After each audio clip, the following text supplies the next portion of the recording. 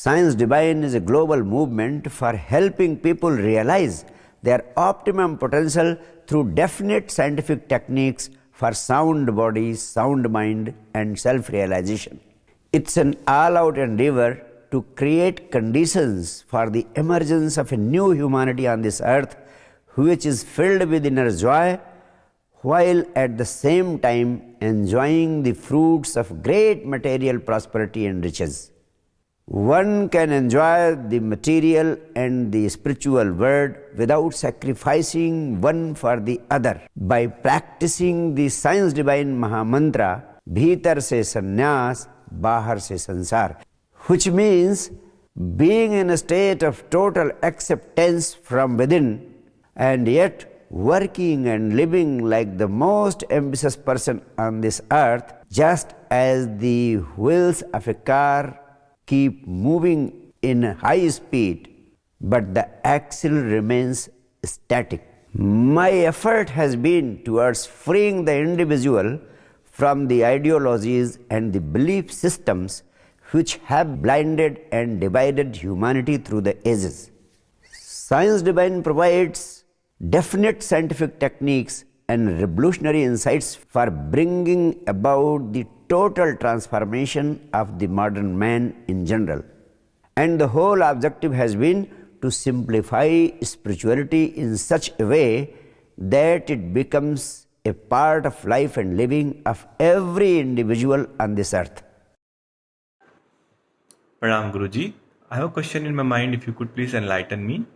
I try to follow the mantra which you have shared with all of us, Bhitar se sannyas, Bahar se sansar. However, I want to understand what is the purpose of the goal of life. What are we trying to aim for? Is it to serve people? Is it the devotion of Almighty? Could you please help?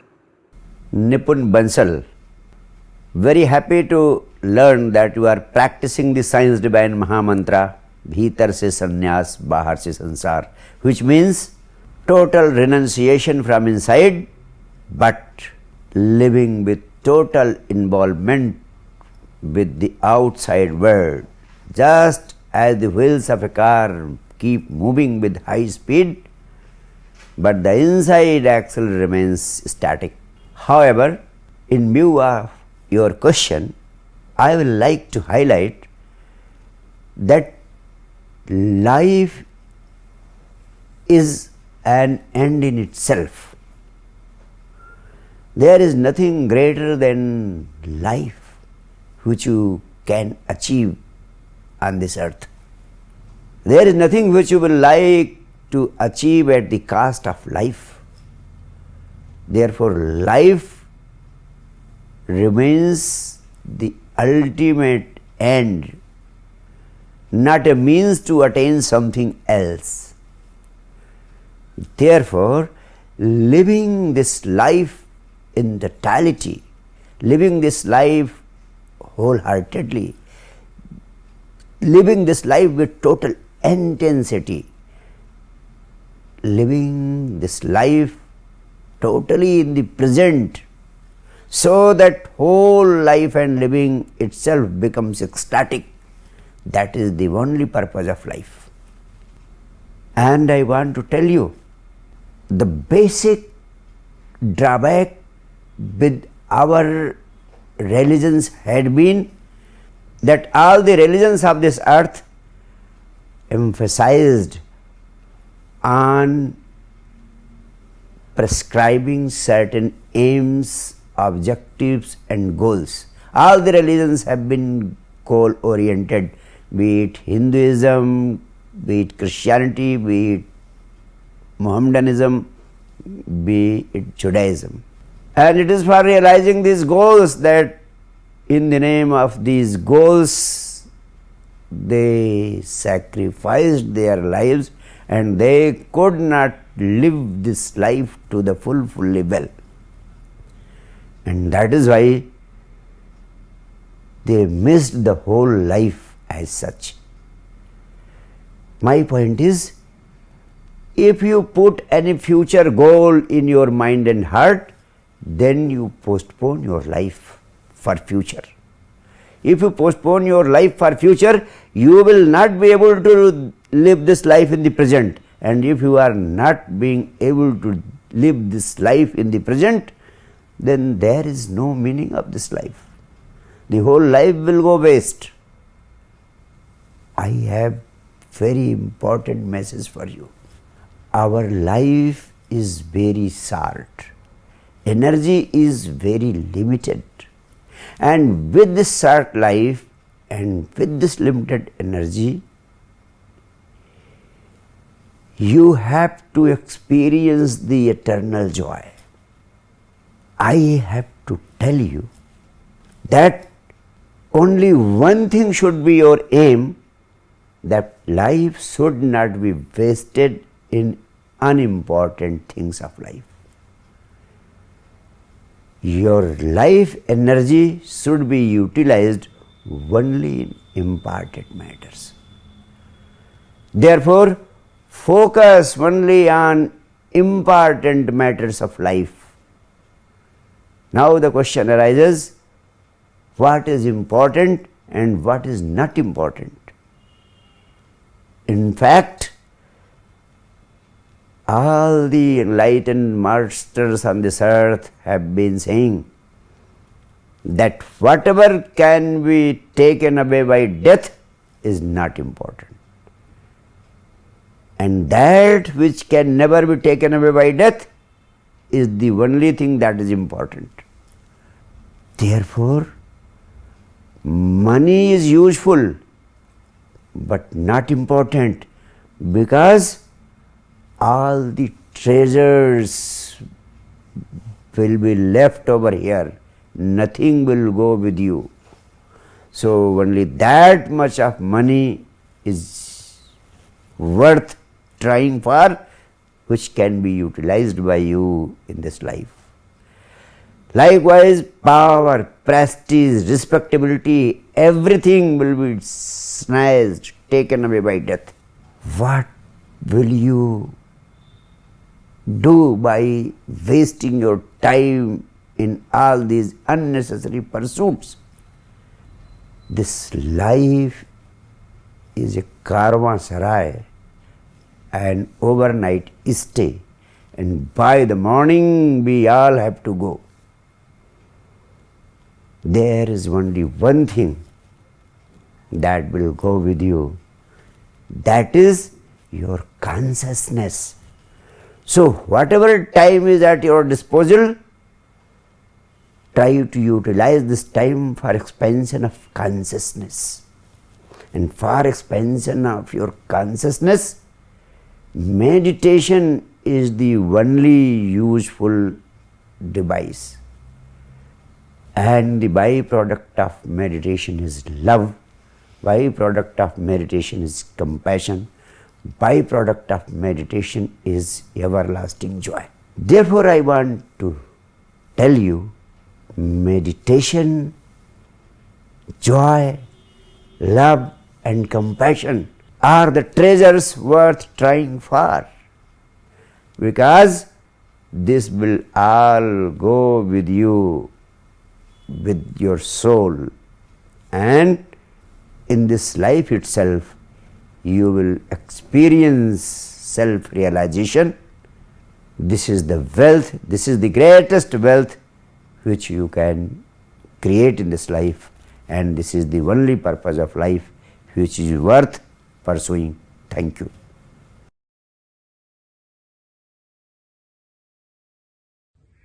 Hi, my name is Chetana and I'm from Sydney. Thank you so much, Guruji, for your guidance, your love and light in the past few weeks that I've found out about you. It has been an immensely rewarding experience, practicing the meditations and also listening to your insights and guidances. My question for you today is about relationships. I've noticed that these attachments have caused great deal of pain in my life, and sometimes this pain causes me to not do my spiritual practices properly. So I would just like some motivation or some inspiring thoughts that could help me get out of these situations when I'm in them next time. Thank you. Okay, Chetna. Our life is very mysterious. it keeps on teaching us and giving us lessons in several ways. Therefore, whenever something has happened, try to find out flowers in that situation. And I am sure you will find flowers hidden therein. In case of relationships, when there is a breakup, no doubt you are tremendously broken and shattered. In such a situation, everything becomes meaningless. Even life becomes a burden. And everybody tries his or her best to get out of the situation as quickly as possible. One may get interested in some quick fix methods, and there is a plethora of techniques available in the whole society. People, first of all, rush to sympathize with you, and then they come up with a number of escapes like hanging out with friends, learning something new, signing up some dating sites, going for some solo trips, and then practicing yoga and meditation. However, a right understanding of the issues involved in love and relationship is totally mandatory, otherwise you will continue to face this similar situation throughout your life. One after the other, you will be meeting the similar disparate situation. In fact, relationship is a very important dimension of life. It is the quality of your relationship that determines the quality of your overall life. And I want to tell you, your relationship is the byproduct of the pursuit of happiness. And I want to tell you, all relationships are the byproduct of the pursuit of happiness. They want to extract happiness from others, and therefore all relationships are the source of trouble for those who are involved in it. In fact, people are not happy from within, so they try to squeeze happiness from others. Therefore, for a happy and rewarding relationship, I would like to advise you to go inward deeply in a meditative state. This will help you in becoming a joy by yourself. And I want to tell you, this will also help you in making your relationship a sharing. It will become a matter of sharing your joy with others, not of extracting it from others. And in that situation, your relationship will have no problem with anybody, because you will only be sharing it with others. And finally, in such a situation, your relationship will be an offering for anybody whosoever comes in contact with you. However, as of now, don't take your breakup as something highly disastrous. Take it perfectly normal that two persons came together as a matter of their own choice, and now as a matter of their own choice they have all the right to part ways. I want to tell you, none of you had any obligation to be together forever. In fact, when a breakup happens, all the good memories of the past relationship erupt like a volcano. And in that situation, the fear of having lost the sense of security which had came up, the sense of friendship which had grown, the sense of dependency which started prevailing in the minds, and the joys of the companionship, the joys of togetherness, the joys of all the imagined beauties of the future life, all start collapsing. This is something which becomes a matter of serious concern, a matter of serious trouble, and a matter of unending stress and strain in the minds and hearts of the. But at this time, your state of suffering must be taken by you as a big challenge to turn it into an opportunity. You can treat this suffering as a turning point for inner awakening. In fact, this is a crucial moment when you can take a big leap into a new life, and a state of transformation can be achieved only when you are at a boiling point. It may be through suffering or any other extreme situation. By turning inward, you can grow in love consciously, and the next time, whenever you are in a relationship, you can become a source of helping your partner grow in potential to the maximum possible extent. And finally, whatever be the situation, never remain in fear. Always remember the words of Jalaluddin Rumi, the Sufi mystic. He said, "Move in love as the love moves you, not in fear." If you fearlessly keep moving ahead in the dimension of love, you will continue experiencing new beauties of life. And you have said that because of your pains of the breakup, you could not take up your spiritual practices.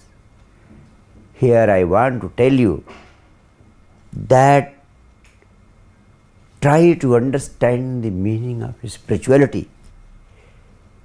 Spirituality means just keeping up your spirits in every situation. Never keep your spirits down. Spirituality means confronting your pains in such a way so that you can rise above the pains, so that you can transcend the pains. Thank you.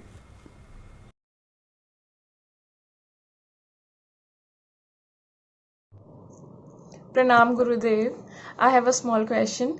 You say that we are not at our true self or Mool Swarup when we keep working in a situation and still not happy with it. So when we try to come out of that situation, we are considered as selfish or self-centered. Should we feel guilty about that, or should we keep working hard in the same situation? Please guide. Thank you, Gurudev, for blessing. Nehaji, it's quite natural for us to take care of what others think about us. However, my advice is very simple. You must continue to do what you love, and you are under no obligation to adjust yourself according to the expectation of others. It does not mean that in any way you should be disrespectful to them. Be loving towards them, be respectful to them, but at the same time make it clear to them that it is something that you want to do from the core of your heart. And I tell you, if you continue to pursue this principle, ultimately only you will win. The whole world behaves with you just as you want it to behave with you. If you keep on yielding to such important issues of life, you will make yourself a victim to the whims of others. Secondly, I would like to tell you, nobody can say anything about you because nobody knows you better than you. Whatever anybody speaks about you, truly speaking, he or she speaks about himself or herself. Man speaks his own mind, and in his speech he simply speaks about himself. So never get bothered about what others keep speaking about you. And I am telling you this principle more so because you can never satisfy others. Whatever be the method of your satisfying them, they can never be satisfied. It is the experience of those who have lived life to the depth of its being. And thirdly, I will like to tell you that you are always prone to seek opinion of others simply because you don't know your own self. Simply because you don't know your own original self. And I want to tell you that if somebody knows one's own self, he will not be bothered at all about what others are saying, what others are telling. Mahavir, Buddha, Krishna, Christ never bothered what people were speaking about them. And if you continue listening to your inner voice, one day will come that in pursuance of your inner voice, you will be doing what you love to do, and in the process, this will be the powerful device of knowing your own self. And once you happen to know your own self, your life and living will be an example for others. And if you continue what you feel worth doing from within, a day will come that others who are criticizing or trying to make you feel guilty will come up and start standing by your side. Ultimately, it is only you who will win. Thank you.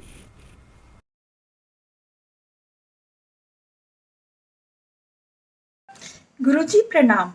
Guruji, many times my intention is not wrong, but my action is wrong.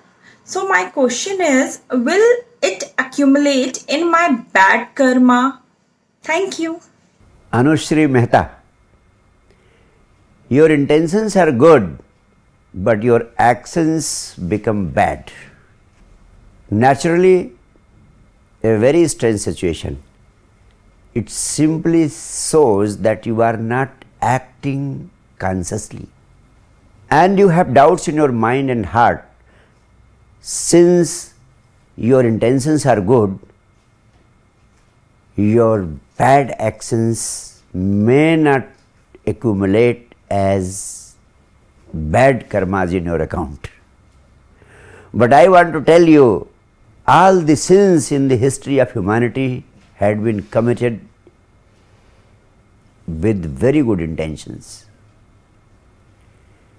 Hindus, Muslims, Christians, Jews, they all fought against each other.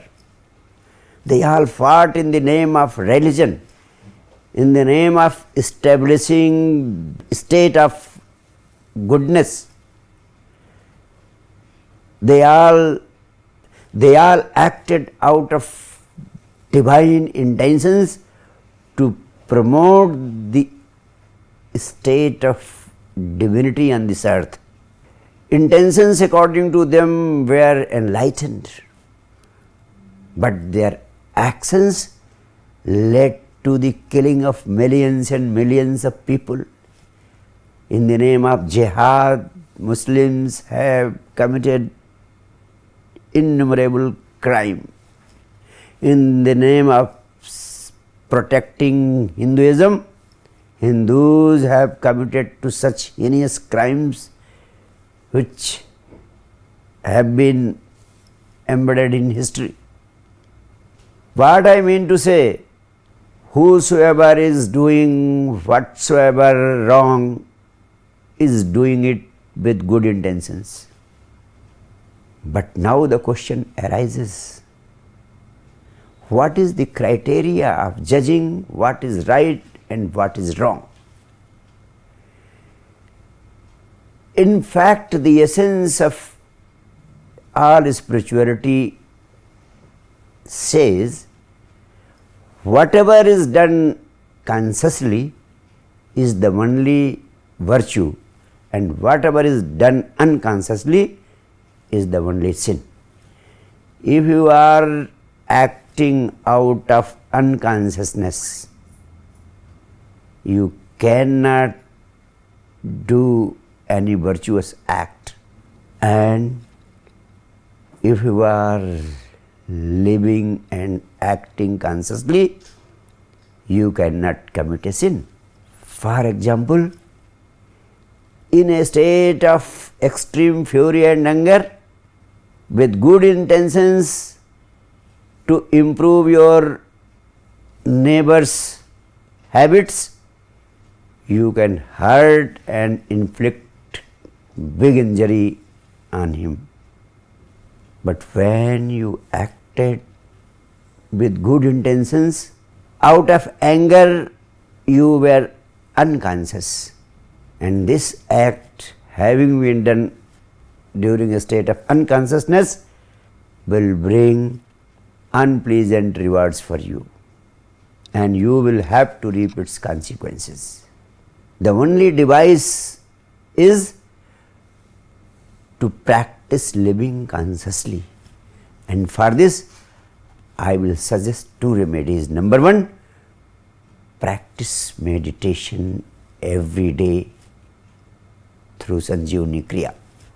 And secondly, whatever you are doing, put all your energies into that act. While eating, just eat. While listening to me, just listen.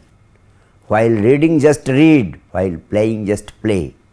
Whatever you are doing, just get involved totally into that act. Then you will start remaining conscious. And whatever you are doing, be aware of whatever you are doing. Just try to practice it.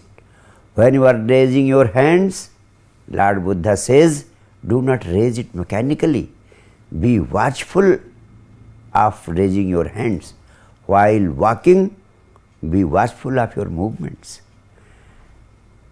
Practice in such a manner so that not even a single act of yours can happen mechanically. If you just start practicing it, one day will come that your life and living will become conscious, and you will save yourself from committing such sins which are committed out of good intentions. Thank you.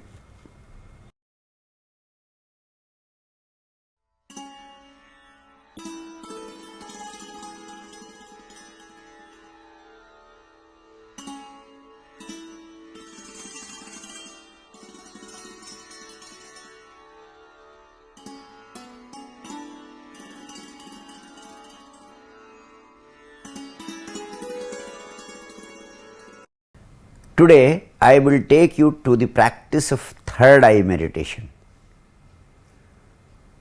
In fact, modern physiology and the scientific researches show that between both the eyebrows there is a pineal gland.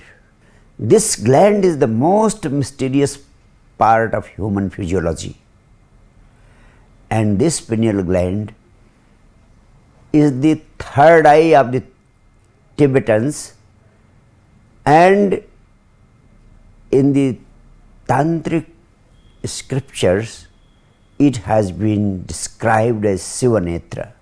This third eye, the Shivanetra, is a non-functioning eye.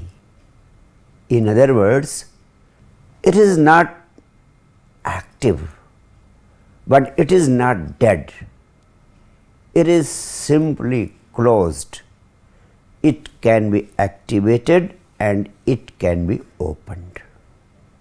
Third eye meditation is the technique for opening the third eye. The process or the technique can be described in brief as focusing your attention on the midpoint between the eyebrows with the eyes closed, as if you are looking at that point with both the eyes. And this is a very powerful device which can offer you supernatural powers. In the tantric texts, it has been explained that attention is the food for the third eye. If the third eye is provided attention, it becomes food for it and it starts opening, it starts getting activated. With eyes closed, when you focus your attention on the midpoint between the eyebrows, at a point of time when your attention gets fixed, two important consequences will happen. The first consequence will be you will become a true witness. In that situation, thoughts will start appearing before you, and this is the easiest way of achieving the state of witnessing, for achieving the true state of witnessing. And the second consequence will be the essence of breathing, that is prana, will be filled at the top of your head, that is in the Sahasrara. The net result of both these consequences, the net result of this process will become that at the midpoint, when your attention gets fixed, whatever you will imagine will start happening like a miracle. This is the most powerful device for manifesting your dreams and desires in reality.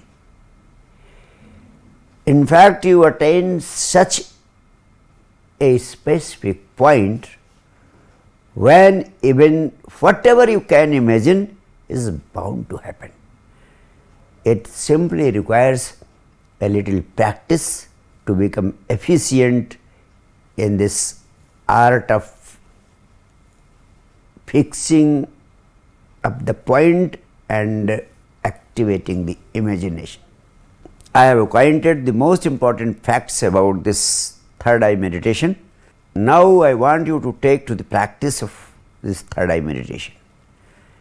And as I told you, before taking to the practice of this special device, I will take you to the practice of two most important steps which I have been teaching you to practice every day in every kriya. The first step is fast and deep breathing, and the second step is intense humming.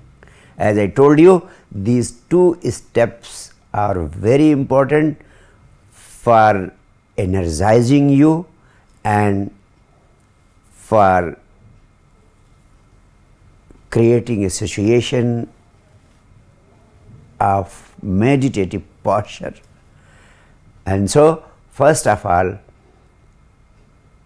I want to tell you that these two steps must be practiced before practicing the third eye meditation. So, first step, fast and deep breathing. Once I will demonstrate, and then I will take you to practice it for 5 minutes,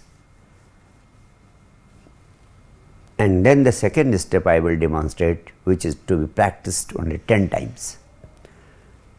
Now the first step, fast and deep breathing. You have to close your eyes, sit comfortably, and in a very comfortable posture, with eyes closed, with erect spine, letting your body go totally loose and relaxed, being in a state of total relaxation. So, with eyes closed, fast and deep breathing.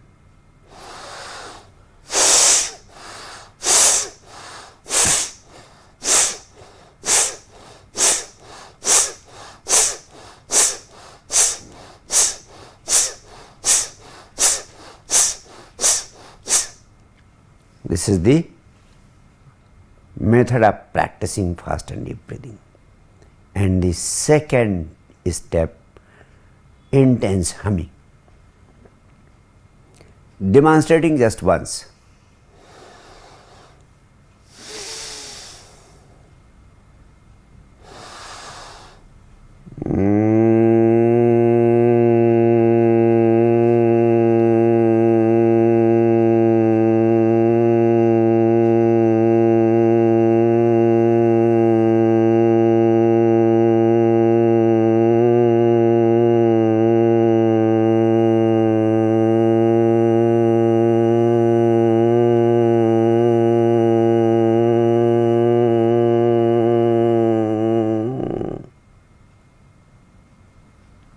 And then the third step is third eye meditation.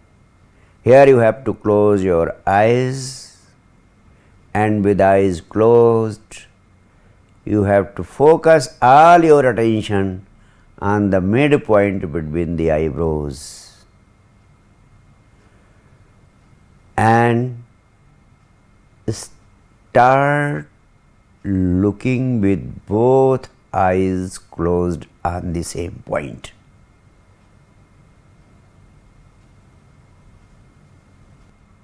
With a little practice, your eyes will get fixed at that point, and you will become a witness of your thoughts in a very intense and natural manner.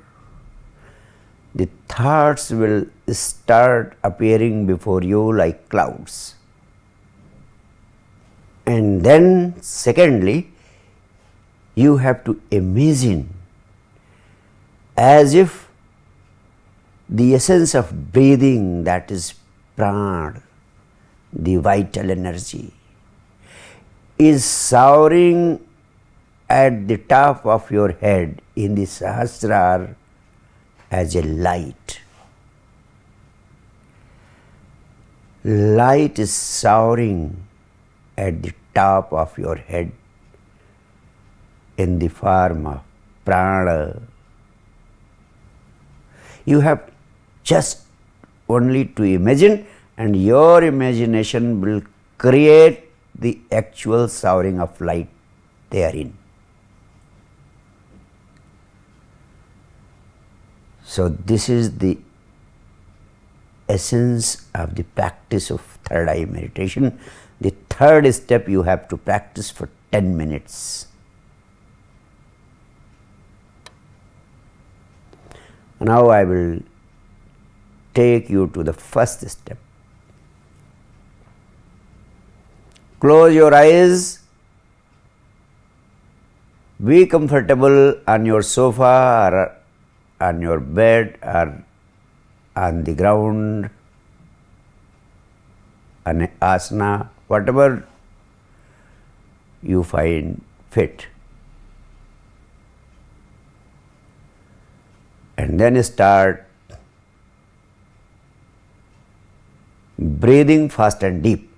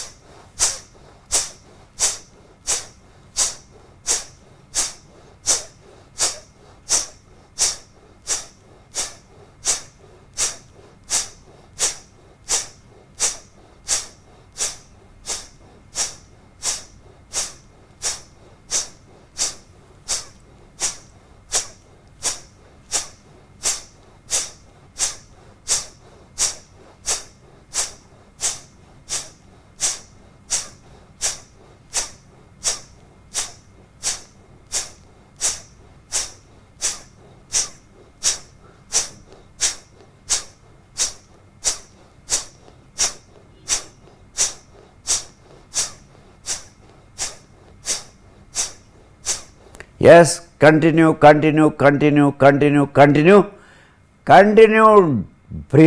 fast and deep, fast and deep, fast and deep, as vigorously and as intensely as possible. Please put all your energy into breathing.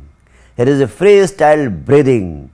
It is a process of hyperoxygenation, and your body electricity is being charged. You are filled with energy. There your blood circulation increases and there is sufficient supply of blood to your brain. It is a powerful device for activating the neurons of your brain, and it's primarily useful for enhancement of memory, and it is also such a powerful device that will keep your liver, lungs and brain always active and always energized. It will keep your lungs free from pollution, and it will ensure the supply of oxygen in all the pores and cells of your body.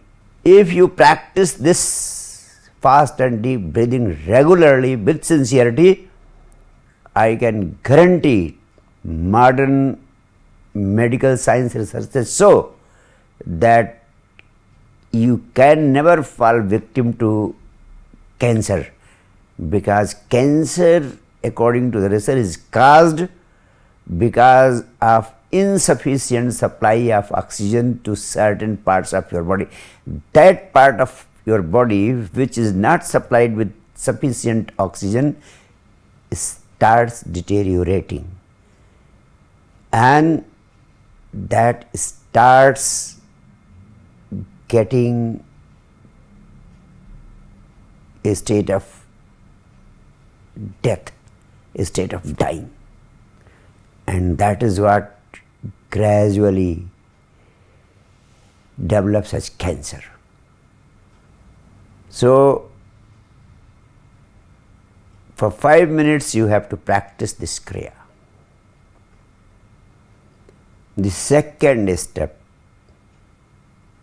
intense humming for 10 times.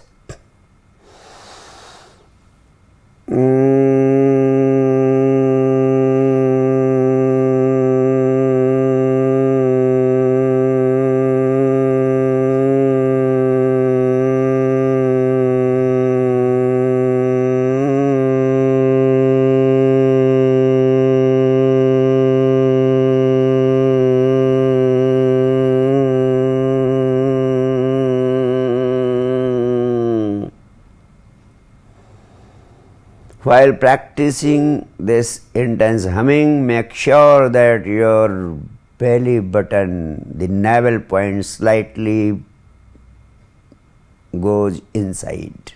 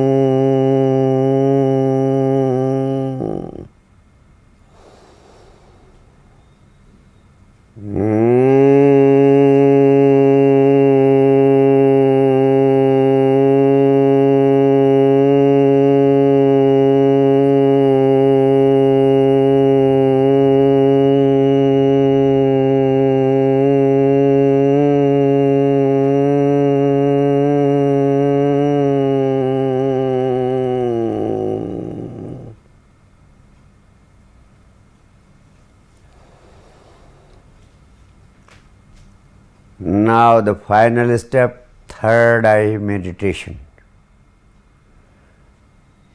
With eyes closed, focus all your attention on the midpoint between the eyebrows.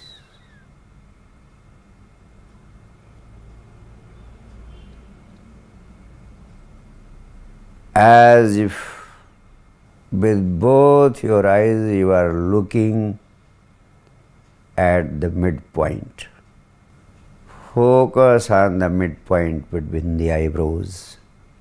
You will instantly become a witness to your thoughts, and now with your focus there,